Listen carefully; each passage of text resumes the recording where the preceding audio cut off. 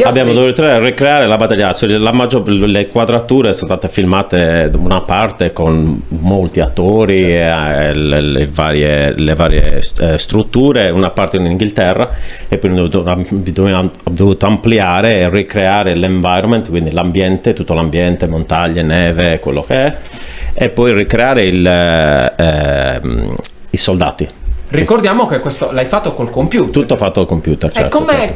Abbiamo avuto una base di un centinaio di stunt che erano sul set, abbiamo filmato le inquadrature vicine, tutto con le persone reali, e poi abbiamo dovuto replicare tutte queste persone al computer, perché logicamente le battaglie tra i francesi, i russi erano più di 10, 20.000, 80.000, certo. Per cui abbiamo dovuto studiare come si vestivano, come erano le formazioni che si basavano nelle battaglie, per cui ricreare tutte queste cose fatte tutto al computer.